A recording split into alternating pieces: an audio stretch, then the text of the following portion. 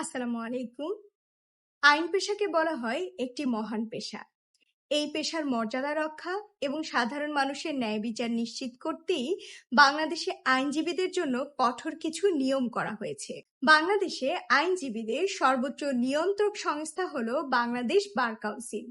এটি Bangladesh legal practitioners and bar council order 1972 নামক আইনের অধীনে গঠিত এবং এটি একটি স্বায়ত্তশাসিত প্রতিষ্ঠান। এই আইনের মূল উদ্দেশ্য শুধু আইনজীবীদের সনদ দেয়া নয়, বরং তাদের কর্মকাণ্ডের উপর নজর রাখা। কোনো আইনজীবী যখন এই আইনের অধীনে দেওয়া আচরণবিধি লঙ্ঘন করেন তখনই তার বিরুদ্ধে শাস্তিমূলক ব্যবস্থা নেওয়া হয়। এই আইনের মূল উদ্দেশ্য শুধু আইনজীবীদের সনদ দেওয়া নয়, বরং তাদের কর্মকাণ্ডের উপর নজর রাখা।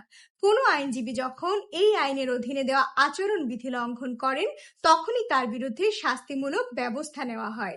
আইন অনুযায়ী যদি কোনো আইনজীবীর বিরুদ্ধে পেশাগত অসদাচরণ প্রমাণিত হয় তখন ব্যবস্থা নেওয়া হয়, যেমন মক্কেলের সাথে প্রতারণা বা অর্থ আত্মসাৎ, আদালতের প্রতি অসম্মানজনক আচরণ, ভুয়া কাগজপত্র ব্যবহার, আচরণবিধি লঙ্ঘন। এগুলো প্রমাণিত হলে বার কাউন্সিলের ট্রাইব্যুনাল সনদ স্থগিত বা বাতিল করতে পারে।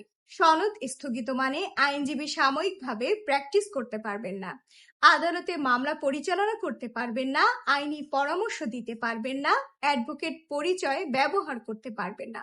অর্থাৎ তার পেশাগত কার্যক্রম পুরোপুরি বন্ধ থাকে নির্দিষ্ট সময়ের জন্য। প্রশ্ন আসতে পারে, চাইলেই কি সনদ বাতিল সম্ভব কিনা?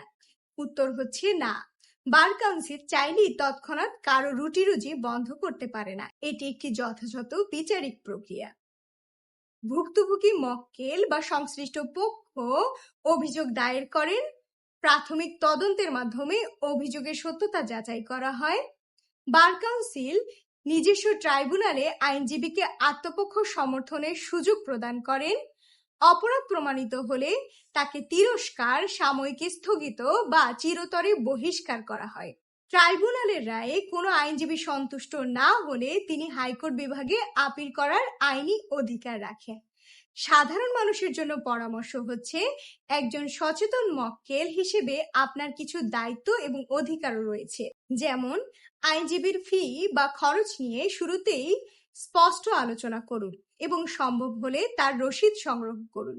নিয়মিত আপনার মামলার ডায়েরি বা পরবর্তী তারিখ সম্পর্কে খোঁজ রাখুন। অভিযোগ জানাতে ভয় পাবেন না। যদি আপনার কাছে শক্ত প্রমাণ থাকে যে আপনার আইনজীবী আপনার সাথে প্রতারণা করছেন, তবে অবশ্যই বার কাউন্সিলের লিখিত অভিযোগ করুন। গুরুতর ক্ষেত্রে ফৌজদারি মামলাও করতে পারবেন। আইনজীবী সনদ স্থগিতের বিষয়টি শুধু শাস্তি নয়, এটি একটি নিয়ন্ত্রণ ব্যবস্থা। এর উদ্দেশ্য হচ্ছে পেশার মান বজায় রাখা, জবাবদিহিতা নিশ্চিত করা এবং সাধারণ মানুষের আস্থা ধরে রাখা। ধন্যবাদ।